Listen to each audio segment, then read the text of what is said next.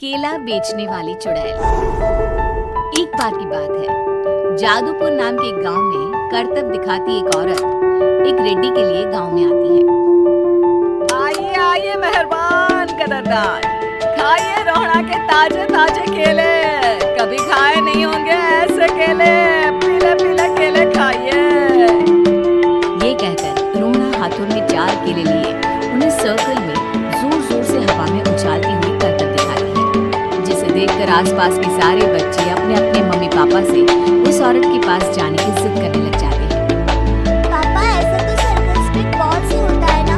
ये आंटी तो केले से कर रही है, चलिए ना पापा देखते हैं। रोहड़ा एक पतली सी तार पर चलती हुई केलों से करतब दिखाती है। आते जाते सभी लोग वहां रुककर उसके करतब देखते हैं और वाह-वाही करते हैं। जैसे ही एक आदमी पास आकर उसे पैसे देने लग जाता है, तब वो कहती है, अरे नहीं नहीं साहब, मैं करतब तो बच्चों के मन को बहलाने के लिए करती हूँ। धंधा तो मेरा केले का है। पीछे देखो मेरी बेटी, जो भी मेरे केले खाएगा मेरी तरह चुस्त दुरुस्त और तंदुरुस्त हो जाएगा। पता चलता है क्या कि मेरी उम्र 55 की है। अरे पर ऐसे ठंड के मौसम में कोई केला क्यों खाएगा? ये ऐसे वैसे केले नहीं है साहब, ये शरीर में गर्मी देते हैं, ठंड को दूर भगाए। जो भी रोहिणा के केले खाए। पापा, अगर मुझे केले नहीं मिले तो मैं घर नहीं जाऊंगी। तभी उसके पापा कहते हैं कि बेटा, केले ठंड में कभी गर्मी नहीं देते। ये सब कहने की बातें हैं, सामान बेचने का तरीका है इनका। पिंकी नहीं मानती। मैं केले खाऊंगी। पिंकी की जिद के आगे नत्थू हार जाता है और उसे केले खरीद कर दे देता है। पिंकी खुश होकर केले घर ले आकर खाती है। मैं भी करतब करूंगी, कितना मजा आएगा। जादुई केले। पिंकी पहला केला खत्म भी नहीं करती कि वो बेहोश हो जाती है। दूसरे केले से एक काला धुआं आता है और रोहड़ा चुड़ैल बनकर बाहर निकल आती है। केले बच्चे न खाए, ऐसा हो भी नहीं सकता। जादूपुर वालों, कब तक बचोगे? आ गई हूँ मैं रोहड़ा, कोई नहीं कर सकता सामना। रोहड़ा पिंकी को गोद में उठाकर काले धुएं में कहीं गायब हो जाती है। शाम के वक्त नत्थू घर लौटता है और पिंकी को घर में ना पाकर उसकी माँ से कहता है, माँ पिंकी कहाँ है?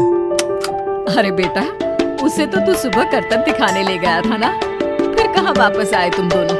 मुझे लगा तू उसे अपने साथ मंडी ले गया होगा। हे भगवान, मेरी बच्ची कहाँ गई? मैं उसे घर ही तो छोड़कर गया था माँ। नत्थू गांव के घर कोने में अपनी बेटी को ढूंढता है, पर उसे वो कहीं नहीं मिलती। परेशान होकर आके रो रो कर नत्थू हिम्मत हार कर घर लौट आता है। अगली सुबह रोहड़ा फिर से करतब दिखाने आती है और इस बार पिंकी की तरह रोनी केले खरीद लेता है। 50 रुपए दिए थे पापा ने, सारे पैसों के मैंने केले खरीद लिए हैं। अब मैं भी आंटी की तरह ही करतब पास बन जाऊंगा। यही सोचते हुए रोनी केले खाता है और पहला अकेला केला आधा खत्म भी नहीं करता कि चुड़ैल उसके सामने आ जाती है।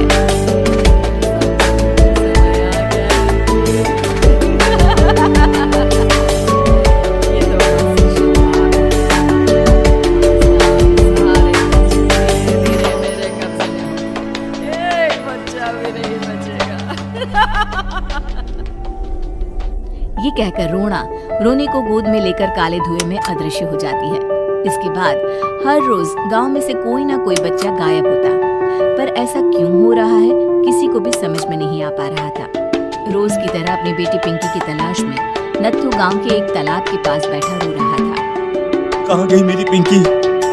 शकुंतला के जाने के बाद एक वही तो मेरा सहारा थी। अरे उसकी आत्मा कोस रही होगी मुझे कि मैं अपनी बच्ची को संभाल भी नहीं पाया।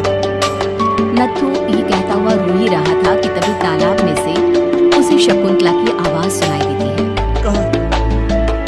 कहाँ थी तुम शकुंतला? हमारी बच्ची और सारे गायब हुए बच्चे रोहड़ा के कब्जे में हैं।